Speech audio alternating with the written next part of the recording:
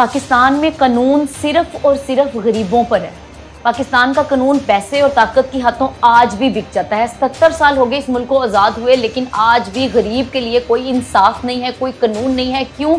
क्योंकि social media पर जो आपको इस वक्त तस्वीर नज़र आ रही हैं, वायरल होती है कि ऐसी लड़की की जो कि अपनी लैंड क्रूज़र में सवार थी, जो अपनी 7 से 8 करोड़ की गाड़ी नशे में धुत चला रही थी, जिसमें 5 लोग कुचल देती है और 2 लोग जो कि मौके पर जाम बहक हो जाते हैं। उसमें एक बूढ़ा बाप और उसकी 23 साला आमना नामी लड़की जो कि कॉमर्स की स्टूडेंट थी, जो कि अपने कॉमर्स की स्टडी के अखराजात उठाने के लिए साथ साथ जॉब कर रही है।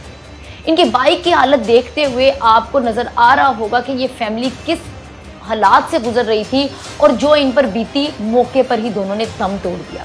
उसके बाद ये लड़की जो नताशा नामी लड़की जिसके हाथों ये सारी कार्रवाई हुई है, वारदात हुई है, इसको मैं कत्ल कहूँगी, जो उसने कत्ल किए और इतने लोगों को कुचला, उसके बाद अपनी गाड़ी से निकलते हुए वो हवास बाख्ता नज़र आ रही है, नशे की हालत में नज़र आ रही है। अल्लाह जानता है वो नशा करती थी नहीं करती थी, लेकिन नज़र यही आ रहा है।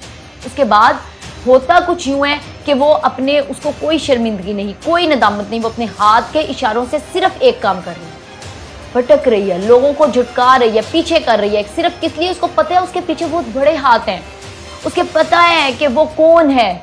वो मेट्रो पावर की बोर्ड ऑफ डायरेक्टर है, वो गुल अहमद के चेयरमैन की जो है वो रिश्तेदार है, उसका बहुत स्ट्रॉन्ग फैमिली से ताल्लुक है।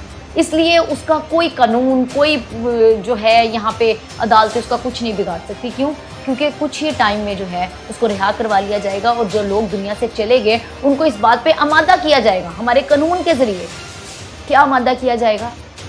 कि जाने वाले दुनिया से चले गए, चाहे वो उनकी कुल कायनात थी, लेकिन जो लड़की है उसने तो रिहा हो ही जाना है, तो उनको पैसे देकर उनका मुँह बंद करवा दिया जाएगा। दूसरी तरफ जो कुचले गए हैं उनको भी कुछ इसी तरह ही किया जाएगा, उनको कुछ पैसे वगैरह दे दिए जाएंगे। और 24 घंटे के अंदर अंदर बताया गया कि उसका ज़हनी तवाज़ुन ठीक नहीं, जो इतनी महंगी गाड़ी चला रही है, जो एक मतलब बहुत बड़े कारोबार से जिसका ताल्लुक है, इतनी नामी गिरामी औरत है, जिन हाँ वो हवास बाख्ता नज़र आ रही है, नशे की हालत में है, डेट्स वाई उसको करार दे दिया गया है कि जी उसका ज़हनी तवाज़ुन ठीक नहीं।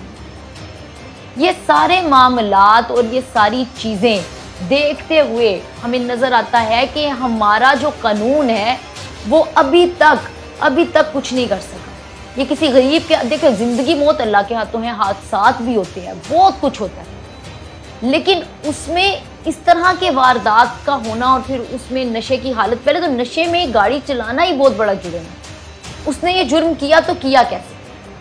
उस पर एक कार्रवाई होनी चाहिए। फिर उसके बाद जो 2 लोगों की जान चली गई वो उनका कत्ल है।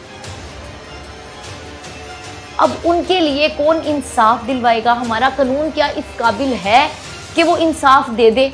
आजकल सोशल मीडिया पर हर खबर की जो है वीडियोस वायरल होती हैं, धूम मच जाती है, ये हो गया वो हो गया, लेकिन उसके बाद क्या है? सन्नाटा छा जाता है। एकदम से पता ही नहीं चलता कि जिसने वारदात की, जिसने जुर्म किया, जो कि सज़ा का हकदार है, वो मंजर आम से ही गायब हो जाता है। अब देखना यह है कि आमना और उसके बूढ़े बाप को इंसाफ मिलता है हमारे कानून के ज़रिए, या फिर पिछले कई सालों से, कई दहाइयों से जो चलता आ रहा है हमारे मुल्क में, ताकत और पैसा, आज भी वही चलेगा।